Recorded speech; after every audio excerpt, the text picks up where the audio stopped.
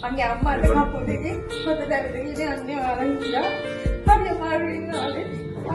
මම ඉතින් පාරින්න සෙන්ඩුවා මොකද අම්මා කෙනෙක් කියන්නේ දැන් කපුටේ පය කඩන්න තු සුවාර කරන්න තු පරිස්සම් කරන්න මම මේක දැන් පාරින්න ඉඳලා මට දරා ගන්න බැරිුණා මම නඩාවා අදලේනවා ඒතරම් මියුසික්කට ගානක් සතුටට ඔයාලා හදවතට ඔයාලගේ අත්තට ඔයාලගේ ලක්ෂණවලට ඔයාලගේ දැනුමට හැදෙන්න ගොඩාක් තියෙනවා. අනේක ඔයාලා පිස්සුකේ ගොඩාක් පිස්සුම එක ගන්න ඕන හැම දෙවියෙක්ම චිරක් ගන්න රොක්ක තව මේ වගේ හොද කරන්න. මොනවද දැන් ඔයාලා ඉදුලක් ආවා ඉපස්සේ මේ දන්නේ උදේ උදේ මොනවද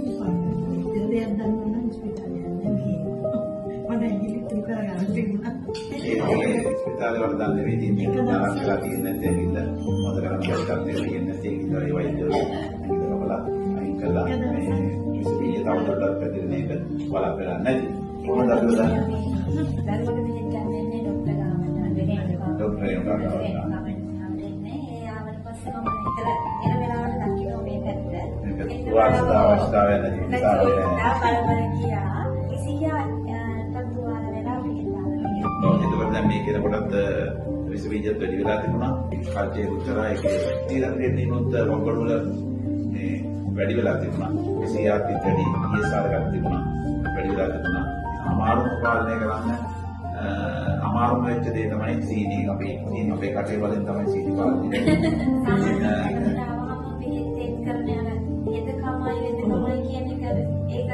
වෙදකම වගේම හෙදකම තියෙනවා නැත්නම් හැමෝටම කියන්න ඕන මේ ඉන්න කාර්යමන්ත්‍රයේ ගොඩාක්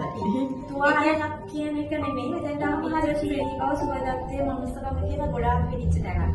හැම කෙනෙක්ගේම කටින් ඉස් කියන එක මොනම කලබලකාරී තරම් විතර හැබැයි කිසිම තැනක හිත රිදෙන තැන එහෙම තැනක් කවදාවත් මම දැකලා නැහැ ડોක්ටර් එකම දවසක් මට සීන් හොඳටම වැඩි කරගෙන ආපු දවසක් තිබුණා ඇහුවා ඔයාගේ කකුල කපා ගන්න එහෙම කරන්න එපා. ඔයා මේ දේ මං කියන විදිහට කරොත් ඔයා ඉක්මනින්ම හොඳ වෙලා ගෙදර යයි කියලා. ඕන්ටම කියනවා මෙතෙක් එන්න ආවොත් නරකක් වෙන්නේ නැහැ. තුවාලක වේදනාව කියන්නේ හැම දෙයකම වැඩිය ගොඩාක් ලොකු වේදනාවක්. ඒක මාස 6ක් 7ක් අවුරුද්දක් යයිගෙන හිතනවා මගේ තුවාලෙ තිබිච්ච විදිහට. මෙතන ඉක්මනට සුව වෙලා ගෙදර යයි නෙවෙයි කියලා කවදාවත් ඉන්නේ නැහැ. හරි කිකුමන්තයි.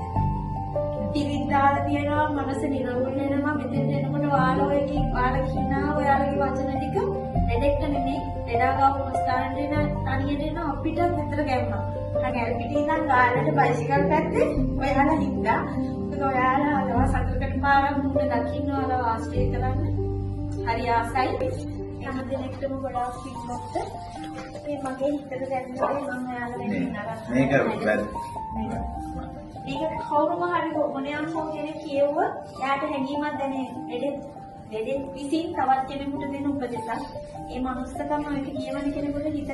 මෙතන තමයි හොඳට දැනෙන්නේ මොකද ශක්තිය ධෛර්යය ලැබෙනවා ඒ කියපු දේවල් අනිතින් ඉඳලා ඉන්නේ සීනි වැඩි කරගන්න එපා අන්න රස ගන්න නැතුව සීනි වැඩි කරගන්න නැතුව සුවාලා දාගන්න නැතුව ඒක ප්‍රයත්න කරන්න ඕනේ